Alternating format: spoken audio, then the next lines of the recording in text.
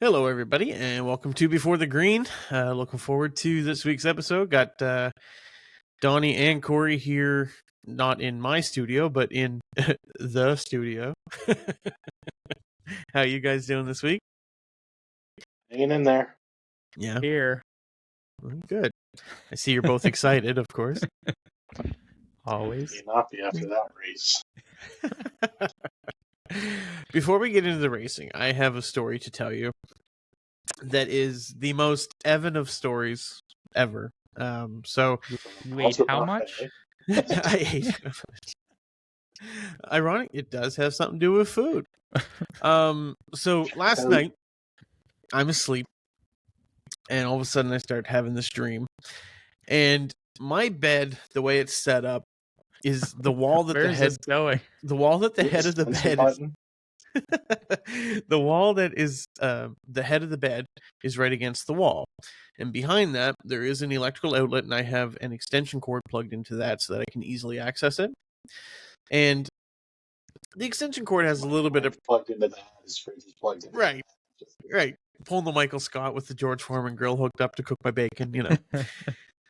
But anyway, so for whatever reason, while I was dreaming last night, I decided that was the perfect time to mentally fix the problem. And I was like, all I have to do is put something behind those two bedposts to keep it out, and everything will be good. And in my sleeping state, what I came up with for a brilliant idea was, I'll just put a stack of cookies behind each one. That'll be fine. That'll work. So that's fine. I put the stack of cookies behind each one. Well, all of a sudden, do you know who else likes cookies? Mice. No, mice. Yeah, and Marilee, but mice.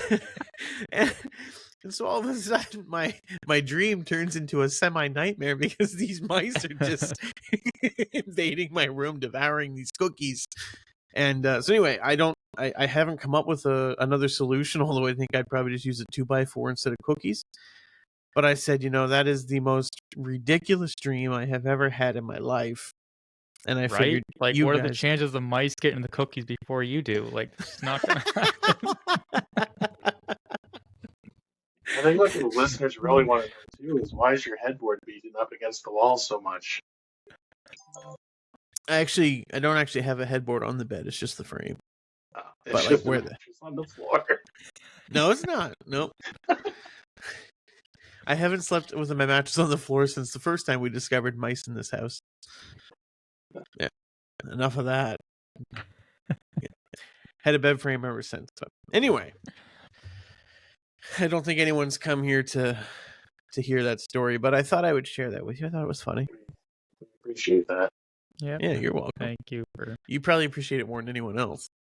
So, what cookies would you say have the best structural, integrity? Yeah. I don't know. It's gotta be Oreos, right? Ones look pretty good. You know what I mean?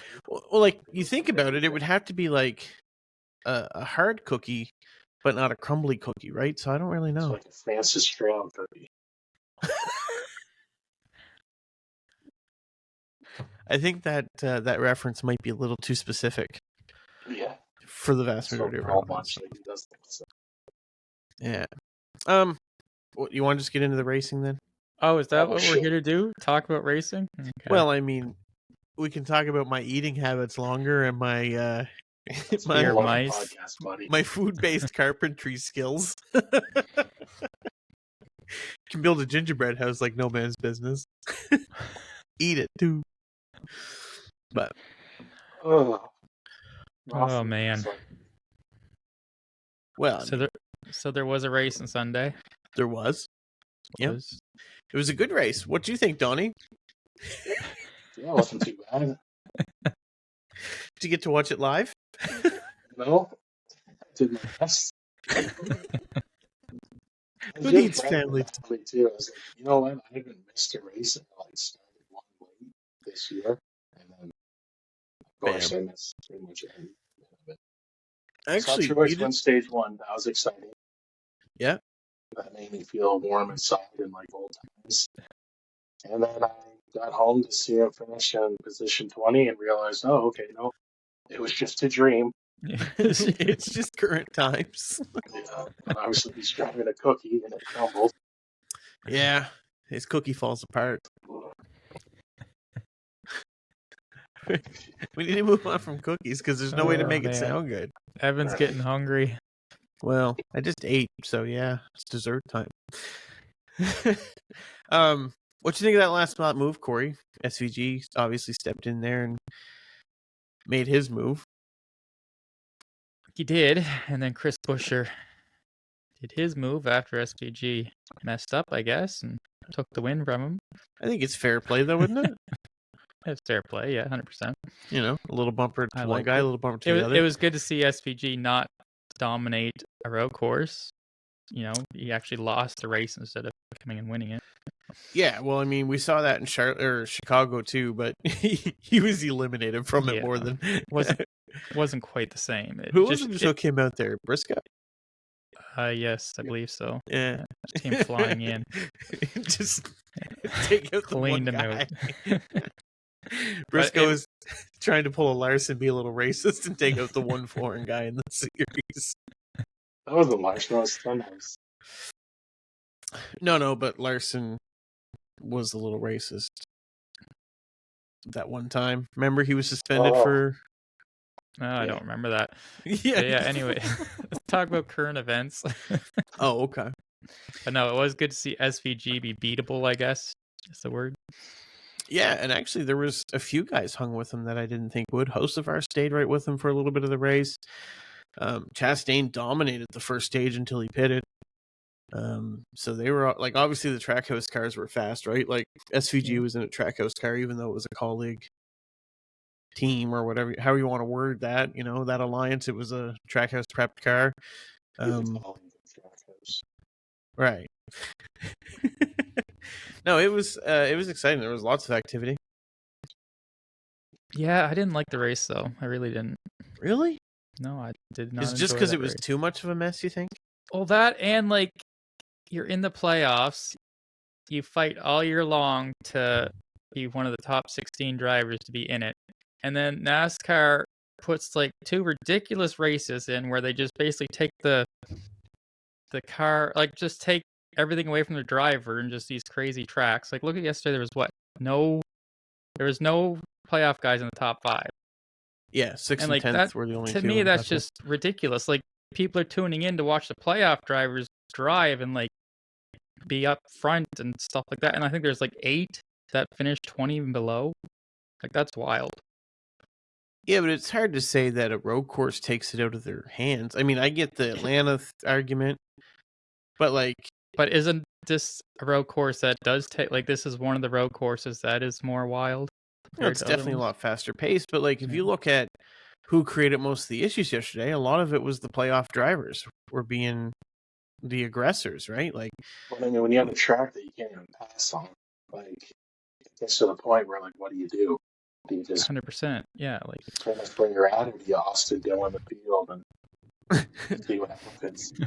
Austin Dillon one guy yesterday. Okay, I will say it did strike me a little. So the race, of course, was sponsored by Go Bowling, and it struck me a little funny. At the last restart, Lee Diffie said, "All right, let's go bowling," and sure enough, he down into turn 1 and pins everywhere. Yeah, I mean. I don't know. I feel like if you can't go to 100%, I love Watkins. It's going to be a little bit biased.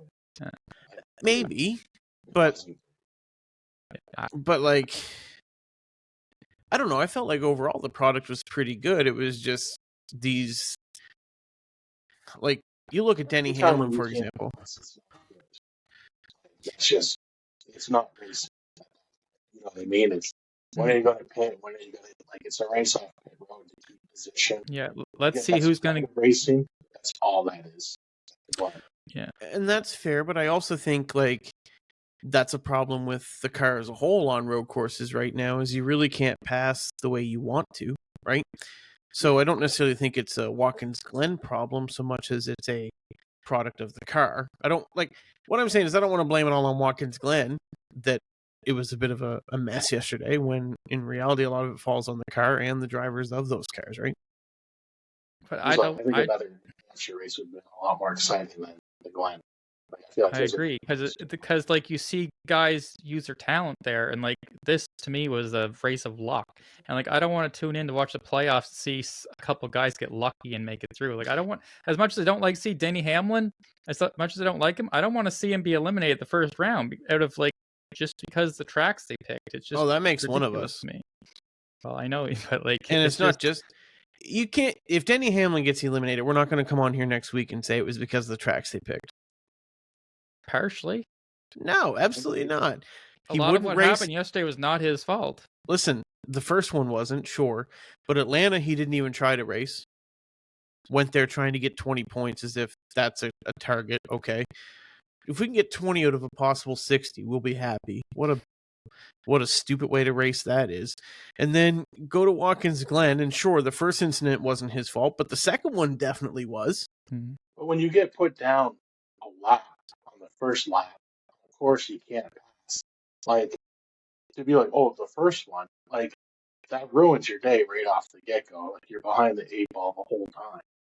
And he was the lucky one. He got his lap back very fast. And he was the lucky one. Ryan Blaney didn't even get to race.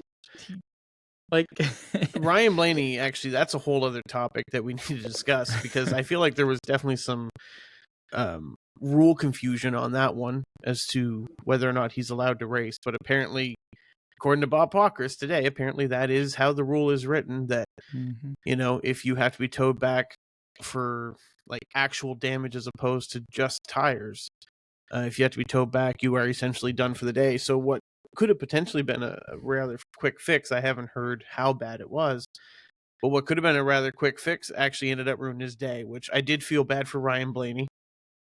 But so thankfully he had the back. No, because he couldn't steer the car. Okay. Yeah, the steering column broke on the car, or something related to the steering column, so they had to tow him back. And actually, I will say that looked like a very minor hit.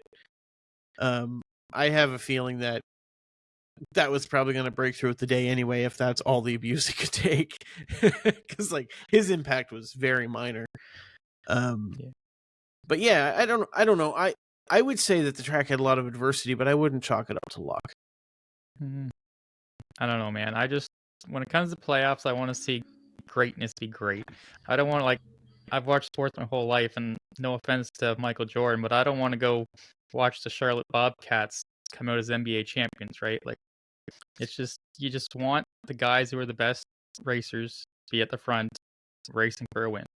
Right? Okay. Like when you tune in to watch Tom Brady against Peyton Manning in the Super Bowl, and then you realize, oh no, it's just going to be the Cleveland Browns playing. Like, yeah, exactly, right? It's like, a little disappointing. Yeah, sure. Okay. There's a few Cleveland Browns fans who are ecstatic, but like, they're a minority. Like, okay, but then by that standard, you should be happy if Denny Hamlin gets eliminated next week, because he didn't even bother to show up last week. That's a strategy base that backfired. Yeah, like there's bad strategy, sure, but I mean, okay, he put himself behind the 8 ball, so he's got to battle his way out. Like, that's on him. Like, that was their call. But when you show up to a track where you can't pass and you can't race and it's boring as all get out, like, you just killed momentum for the playoffs. Like, heading into probably what's going to be one of the most exciting races of the season. And it's just like, how many people are going to tune back in after watching that? Like, if you're getting some casuals here and there, like, oh, it's NASCAR playoffs, and then not a single playoff driver's like in the running, it's just like, what am I watching? Okay, but hear me out. Okay, I think we beat this a lot. Like, I think we do need to move on from this, because it's 2 against 1 on this. But you're very passionate about the Glen. The race sucked. 2 of us think that, and I know you want to defend the Glen with everything you got, but we're 14 minutes in on this. Hang on, let me have one more thing, because 5 minutes of that was talking about cookies. Which was you. So like, you talk about cookies. That's your argument for the Glen. But I will say this, okay? If we want to talk about Denny Hamlin just having a bad strategy last week, and this is definitely being beat, but I want to mention this, okay? You would never go to an NBA or NFL game and say, listen, if we can hold them to 0 points, and then with 20 seconds last, get that final drive or that one bucket, that's the strategy we're going to go with. Well, that's the strategy they tried last week. Yeah, but that was. You think he'd have that? He's not going to have that strategy. Yeah, he's not going to have that strategy at Bristol or Darlington or something like that. That's what we're saying. These tracks shouldn't be in the playoffs that take it out of the driver's hands. I disagree. Wild. I think the guy that wins the championship should be able to succeed on all types of tracks we race on. Well, nobody succeeded at the Glen. That's not true. Austin Cindric did. Chase Briscoe did. Truex did. He gained on the cut line. Do you guys want to talk about some drivers that did good or maybe not so good yesterday? I mean, we don't want to talk about Alex Bowman for sure. Absolutely, we do. Or I do. Man's the best performing Hendrick Motorsports driver 2 weeks after a rumor comes out that he's potentially being removed from the car. Tells you how bad Hendrick's season has gone the past few weeks. Well, maybe. But, the guy's showing up. He finished second in stage 1, had a legit shot to win the stage, but Truex did hold him off. He got 8th points in the second stage. Probably would have got a couple more had Suarez not had his issue, because I think SVG and Chastain both probably would have pitted, so he probably would have gained a couple more there. So he's looking super good heading into the next race. 41 points to the good. So I'm happy. Boy, Bowman, you keep that seat warm for Connor Zillage coming up. Actually, he does deserve some recognition. I know we don't cover Xfinity, but what a drive, man. Heck of a race for that boy. Yep, first race in Xfinity. So if you don't want to talk about Bowman, then who do you want to talk about, Korey? Who do I want to talk about? Well, let's see. Cindric did good. Do you want to talk about Cindric? You haven't been out this round. Would you like to change your pick? I did have been out this round. And much as I'm biased towards Watkins, Glen, I'm very biased in my dislike of certain guys, and perhaps I was a little blinded by my not major love for Austin Cindric. He has definitely proven me wrong between Atlanta and Watkins Glen. He's had a really good day, good couple weeks. I mean, he didn't do a whole lot yesterday, but he got a 10th place finish just by staying clean, which is, the name of the game when you have a lot of adversity like that.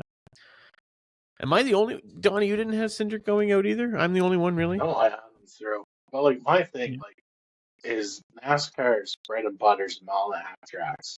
And we're a whole round of the playoffs with none. We have a super speedway, a road course you can't pass, and then we're going to throw them into a short track where it's bumping and beating, but don't do it too hard because we can't take the win back from you. This whole it's wild. It is. And to be fair, I will concede that perhaps they could spread this particular round out a bit more to make it so it isn't so adverse. Next round isn't much better. You got Daga and the Roval, do we not? Yeah, the Roval next round. With the Roval, you can move around and pass. Can you? Okay. It is a better race overall, I think. Right on. I don't get the whole Glen love. I really don't. But yeah, I wasn't impressed. But anyways, I loved it. We know. Matter of fact, maybe I'll sit down and watch it again tonight. Donnie, who did you? Diabetic coma from your cookies and just dreamt the whole race that never happened. Donnie, who were you impressed by yesterday? Martin Truex. Getting a 20th place finish. Best finish we've had in 2 months. Top 20. So, I mean. Oh, man, that's wild. Man. Keep it up. So shoot me 18th in no time. So shoot me straight here, Donnie. Yeah. Do you still think that, they gained on the cut line yesterday? Do you think there's a chance heading into Bristol? He got top 5 there in the spring. It's supposedly going to be a tire management race. Do you think he has a shot to get those 14 points he needs and get above the cut line?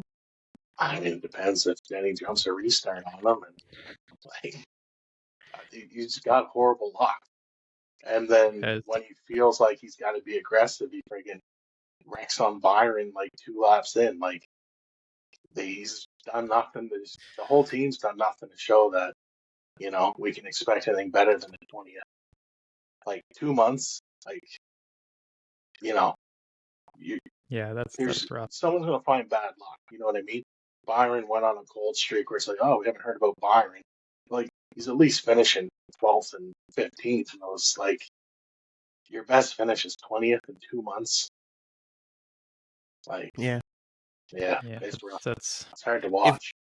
I will say, if you're Chase Briscoe, are you sitting there going, oof, can I stay at Stewart Haas right now, or do I have to go there?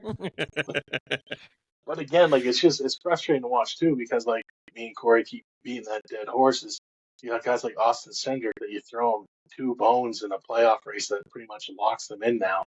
Like, because it's a super speedway where you have to have good luck, and then Watkins Glen where, I don't know, I feel like it's just a shot in the dark. You can't pass, so hopefully you pit at the right time and come back out. Like, forget Cindric. Look at Daniel Suarez. He's 36 points so good. Right? Like, it's just it's not because of talent. Like, that's what's frustrating. It's not. Like, it's really not. Actually, you know what? For all the ragging we do on Suarez, he was the reason why the caution came out at the very end of stage 2, and he did rebound to a 13th place finish yesterday. But again, was that just because he pitted at the right time during a caution? Like, it's just it probably there was no helped. passing. Like it probably helped. Yeah. It probably helped, but he still had to make some moves, guaranteed, and he still had to hold the position. You can't say that it was all pit strategy when Korey LaJoie finished in the top 10. No, that's what we're saying. Like, there was no strategy. It's just a friggin' close your eyes and throw a dart. Like, when you have guys not in the playoffs winning races and Korey LaJoie in the top 10. Okay. Like, tell me this, Evan. Who had the best car yesterday? Who had the best car yesterday? In my opinion, Mm. you cannot tell me who had the best car because no one knew. Why? Because I'm taking a second to answer. I think it was hands you down. have to go through a list of, I don't want to say Bowman because they'll clown me on that. But I can't really somebody. But I got to say Chris Buescher. No, it was SVG and Chastain. In my opinion, they were the class of the field. Had it not been for the late race restart, Buescher does not win that race. Chastain SVG was chasing him down. He had worked his way back through the field after that late pit stop. He was chasing him down, gaining about a half a second a lap. He was going to catch Buescher, and he was going to get by him. SVG had that race won yesterday, in my opinion, had it not been for that late race restart. And what we're saying is your opinion seems to be garbage. So I don't think my opinion is carrying as much weight as you think. I mean, it carries quite a bit of weight, but not the kind of weight you're thinking. Maybe, but at some point, maybe one of you guys needs to go back and rewatch the thing. Rewatch. So, Brad K. Exactly. I said he wasn't going to make it out of this round. I still say he's not going to make it out of this round. Right. And I made the argument if there's anybody that could win all 3 races this round, it'd be Brad K. So, I mean, good call on that. Yeah, I don't know. You got Bristol coming up. Here's the thing. But again, like, Bristol's going to be so hard for these guys because, like, unless someone above them, like, wrecks out, like, there's only 2 guys who don't, like, who is it? William Byron's got a 25-point lead. Yeah, it's Chase Briscoe and Ty Gibbs is really the only 2 that are within honestly, points. I can see Chase Briscoe wrecking out. I can see Ty Gibbs wrecking out. Because Ty's kind of like, oh, it's calm, it's good. And then when the heat gets going, sometimes he finds himself in a mess. Like, I feel like when it comes to tire strategy, like it comes to your equipment, taking care of it, being on a good strategy, guys like Denny Hamlin, Brad Keselowski, like, they're going to be able to, For sure, but like if Briscoe and Gibbs has a decent day, it's going to be really hard for those guys to get out of that bottom. Like, I will tell you this. I realize from a points perspective, these guys are not in a must-win position, but I actually think that, like, I think they have to come in here and go, okay, I've got to win this race. That's the mentality they need to have. Oh, yeah. It's not about stages. It's not about anything but racing for the win. And truthfully, I think if I had to pick a driver that I had to put in a must-win situation in a car, any of those 3, Denny, Brad, or Martin, on a good day, are a great option. Now, all 3 of them ran top 5 here in the spring.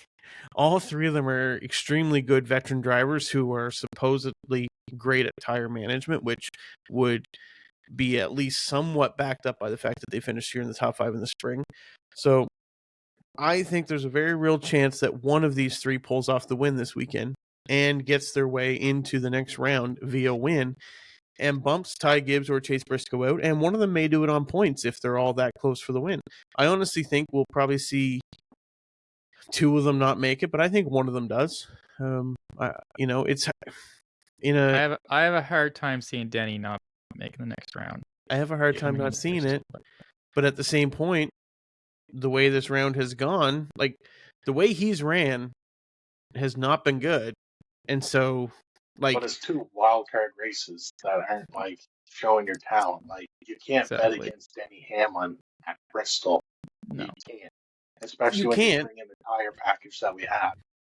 Like, he's one of the best drivers to manage equipment. Like, it's not like, oh, it's been said he's good. Like, his career has shown he's one of the best at managing his equipment. And, like, we're clowning on him for Atlanta. One bad strategy call. Yeah, and I'm with you. I wouldn't bet against him. Incredible crew chief. He's got an incredible pit team. He's got incredible equipment. He's got incredible talent. Like, and if it wasn't for his crew chief, who was it? Chase, what's his name? His crew chief? Chris Gabehart. Like, he actually got him out of a hole yesterday because he actually saved a set of tires until the end. Did you hear about that? Yeah. Yeah. Like they're an incredible team. Like, the only way he doesn't make it is, like, some clown like Harrison Burton or LaJoy wreck his car. Like, yeah. That's, The other thing, too, though, is where was his mental state after these two races, right? Like, that's the other thing. That isn't Denny's fine with that. Yeah. Okay. He's a veteran driver. And I hope you're right for his sake. He knows he's good at Bristol. Actually, like, I have no worries about that. Actually, maybe I hope you're wrong. I don't know.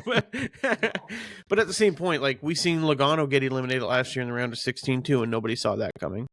We saw Truex, was it the year before? No, Truex didn't make it the year before, was it? Penske didn't look too great last year. I don't think anyone was too surprised.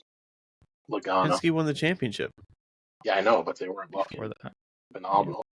No, they weren't, but like for the reigning champ to be eliminated the first round, like it's still a big deal, right? I feel like we see it at least once a year, so it wouldn't be surprising to see one of these guys. Yeah, it was a big deal, but it wasn't like, no one was expecting Joey Final Four. Like, he didn't have a season to, like, he didn't go into the playoffs high up, and like if Larson doesn't make it through, that's like, what the heck happened? He was 45 percent good coming in. Logano had a rough year. And, you know what I mean? I will say the one thing JGR does not need next week is for them to show up with engine issues. Yeah. Right? Like, true that. That's the one thing they cannot afford next week. Yeah. Because let's put it this way. If Brad Keselowski wins next week and the other guys don't make enough points to pass Chase Briscoe somehow, like, there's a very real chance that Ty Gibbs, Denny Hamlin, and Martin Truex Jr. are all out at the end of that race. And, like, say what you want, that is a huge deal for an organization of that stature. You only need one to win, though. You do. So, one guy we haven't talked about, Harrison Burton, he's done. We assume he's not going to make the next round. Yeah. I mean, the Wood brothers have won a few races at Bristol, but I think the last one was in like 01 or 02. So. Yeah, no, I think Harrison Burton's like the relegation in NASCAR. Like you're kicked down to Xfinity if you don't run so well. But then we would have the guys with the most talent in the sport and not necessarily the guys with the most money. What are you saying, Donnie? You're changing everything about the sport. There is one more topic I want to talk about, if you guys have a second. Is it Watkins Glen? Well, it's related to Watkins Glen, yeah. At the end of stage 2, lap 36, Brad Keselowski pits.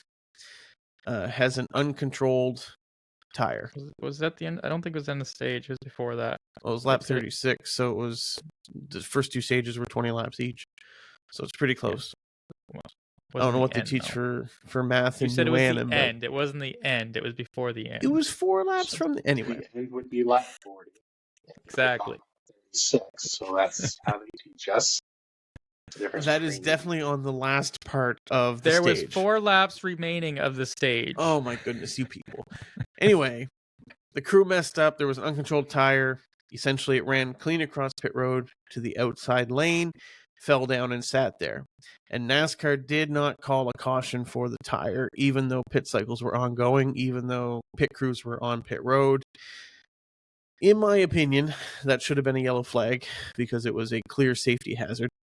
Do you guys have a different stance on that, or 100%. NASCAR has always thrown cautions at correct times. I don't know why you would Right. question them. They're always so consistent. They are fair. And for you to even assume that they would not be, I mean, do you want to be kicked off the podcast? some days when you're like this? No, I'll agree with you on that. Yeah, it sat there for a long time until I believe it was actually, I think that's when Suarez brought out the caution. But it was directly in lane of traffic. The drivers had to swerve around it. And, I realized it was near the end of pit road, but if a driver swerved to miss it and hits another car and that car ends up, say a situation happens like with Ryan Blaney where they lose steering and all of a sudden they're driving full force into a pit crew member. I think that's absolutely unacceptable on NASCAR's part. And I was quite upset by the fact that there was not a caution thrown there just because they didn't want to interrupt a pit cycle or whatever. Chance is chance when it comes to this stuff, right? Some things go your way, some things don't. Just ask any of the drivers that got caught up in that lap one incident because they happen to be near Corey LaJoie. I don't think caution flags are the type of thing we need to be manipulating.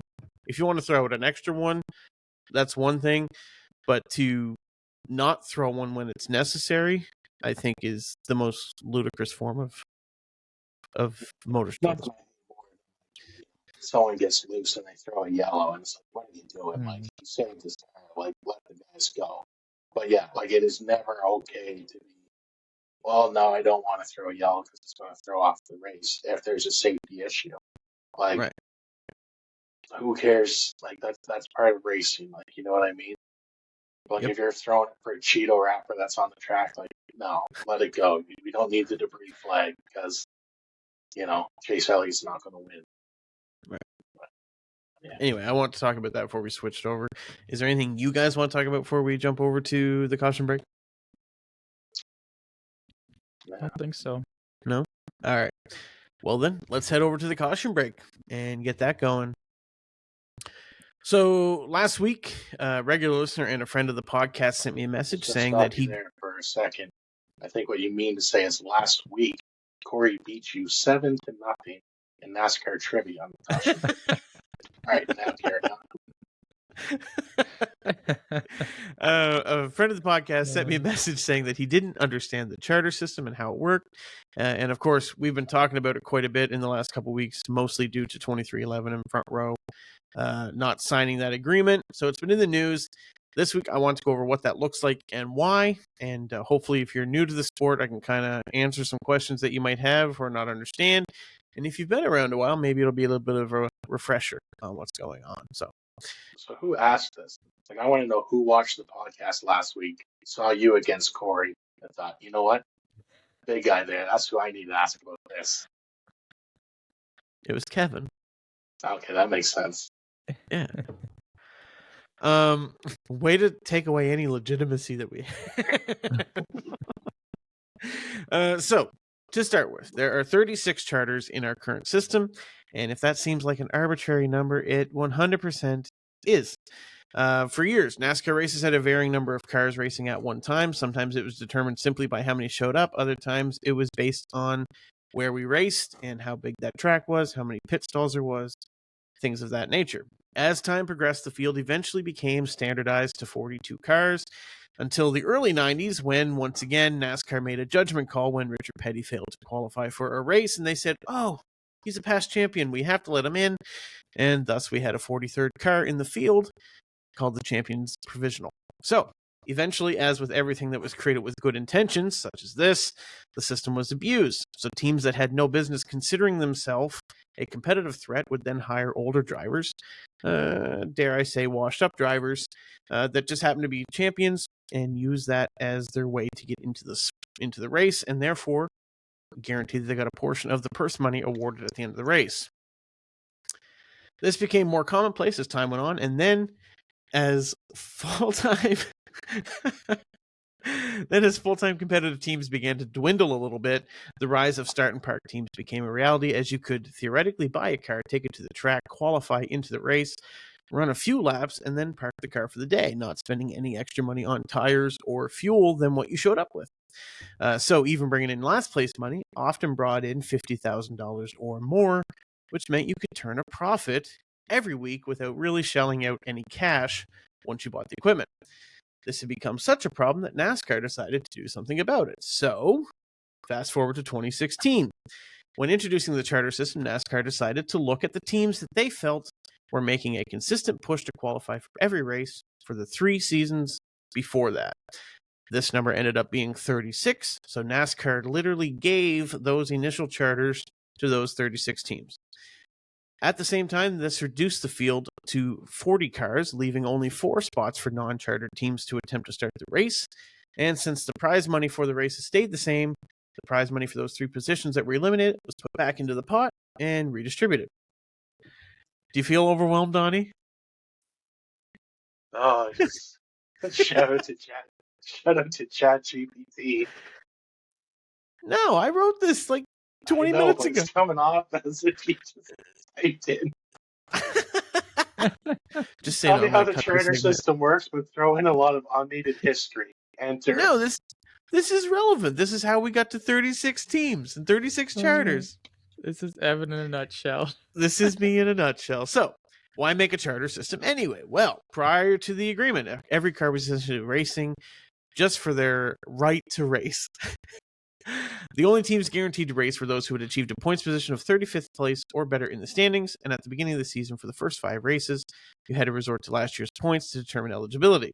And this all kind of came to a head when Toyota entered the sport in 2007 with Michael Waltrip Racing, and Michael Waltrip got a 100-point penalty at the very first race for using jet fuel in his car, which meant at the end of the race he was negative in points, and with no points to fall back on from last season, he was forced to miss some races without a championship provisional. Therefore, his sponsor, him, and TRD had no representation in the race. So, charter was the solution to this. It was a mutual plan between the owners and NASCAR to attract new investment into the sport. People didn't want to purchase into a team without guaranteed purse money. And so that is what the charter system guarantees, and it's what it creates. Now, the charters are transferable, sellable, and all that good stuff. In the first year, April 2017, charters were rumored to be selling for approximately $2 to $3 million. This year, Front Row purchased their 3rd charter from the soon closing Stewart-Haas Racing for a rumored $20 to $25 million, which follows last year's rumored record of roughly $40 million when Spire bought the charter from Live Fast Motorsports. So with every year, that value seems to fluctuate. But one thing we do know for certain, it's a lot of value for something that NASCAR gave away for free almost 9 years ago. And that's how the charter system works. And that's also the whole history of NASCAR. No, it's not. All right, Donnie, what do you think? Take us to Before the Green? Take us anywhere but where you just took us. I've got more questions than answers now. Well, go ahead and ask them. What's the charter system? You're such an idiot. Save us, Donnie. All right. So it was a cold winter's day in February 1987. When little Donnie. On the 22nd day, 9-pound, 8-ounce Donnie Johnston was born into the world. And what's the significance of that? Well, he would go on to win the point last week. Yeah. I don't know how you do it. Like I tried to ramble off nonsense for 40 minutes, and it wasn't nonsense. Okay. Man, you were a big baby. You've never been tiny, have you? Nope. What's funny is I heard 9 pounds, 8 ounces, and I'm like, I don't really know. Is that average, big, small? That's how many cookies is that? Did I wedge that baby? Never mind. A mouse eat all 9 pounds? All right, last week's picks. Evan. Oh, man. Ty Gibbs. So you finally have your pick of drivers, everything's reset, and once again you finished dead last. Congratulations, 22nd. Korey, Chase Elliott, solid pick. Finished one spot ahead of Truex, so I mean, I don't know why he pit it when he does something we didn't talk about. Why on earth did HMS pit? Well, Byron and Elliott. But anyways, continue. And then Kyle Larson finished 12th, but I didn't get my 2 points. But I mean, hey, I still get the point because that's how I roll. So I lead Watkins Glen on a 2-point race streak. That's exciting. I am now second place in the standings, and I'm only 1 point behind. Is that correct? Yep. Yeah. 13, 12, and 11. And I own all the tiebreakers, so next week I'll be in first regardless if it's 1 point or 2.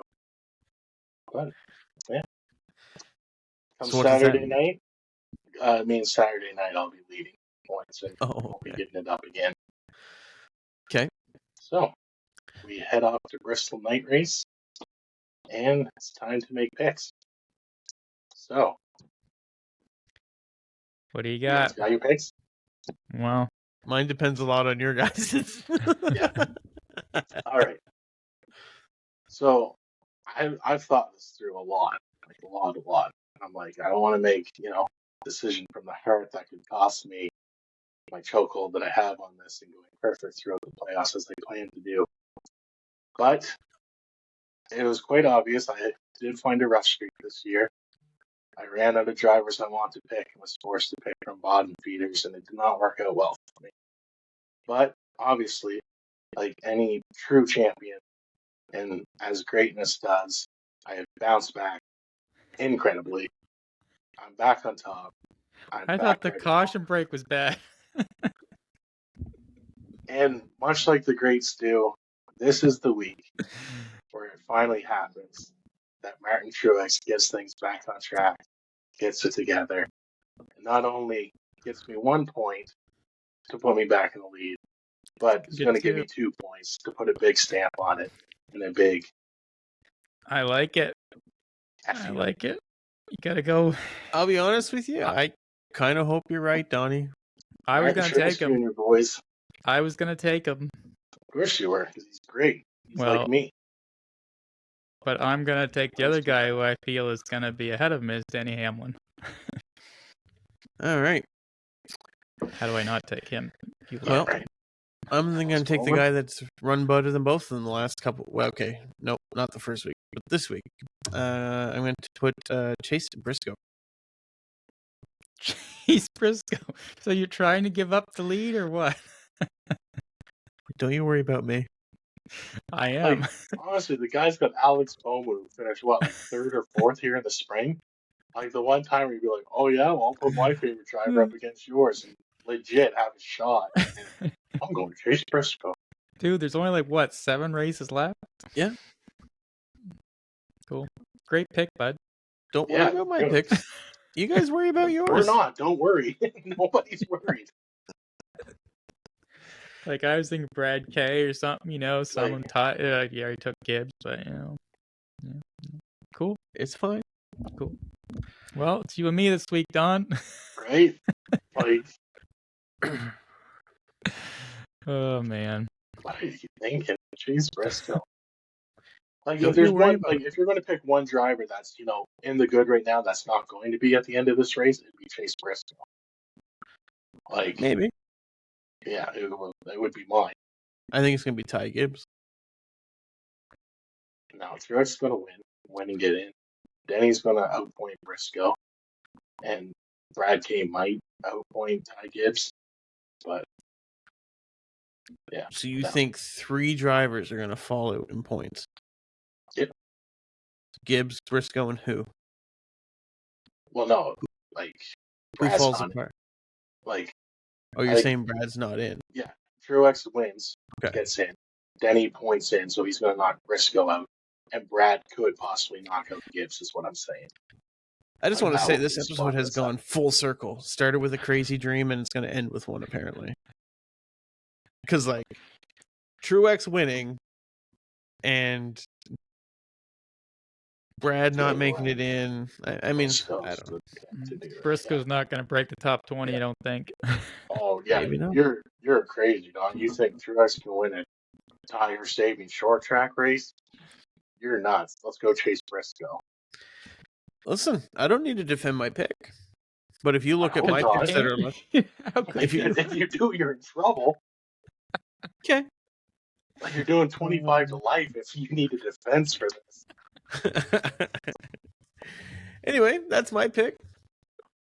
Good picks, fellas. We'll see what happens next week.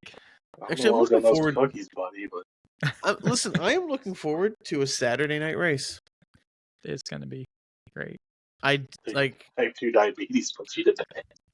I wish I don't have diabetes. I wish they were slightly more frequent. Not a lot, but I would like to have another couple every in the season. But I'd be happy with all Saturday races. I also would be happy with all Saturday races, if I'm being honest. But I'm sure Fox and NBC would say that's not where the money is. So, what do you do? Follow the money. Why are we competing with the NFL right now? Like that's what just gets me. Like, right. Yeah. Like college football, I enjoy it, but I'd rather watch NFL. It's like when you have to just watch college football and then NASCAR on Sunday. I get that. As a non-football fan, I still understand. Like it's the bigger sport, you know. Yeah. And not only is it the bigger sport,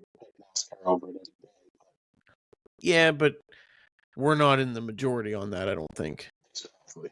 Unfortunately, maybe someday. You know, if you keep racing at places like Watkins, Glen, and Atlanta. Well, Korey. All right, guys. Are you taking us out? Thanks, everybody, for listening. Hope you made it through that caution break to get to the picks and come back next week to see how Chase Briscoe did. So maybe Donnie and I will be eating crow, but highly doubt it. So hope everyone enjoys their week, and we're out. Don't forget the cookies behind your bed. Yeah, take your cookies to bed. Don't leave the crumbs on your bed, though. Later, guys.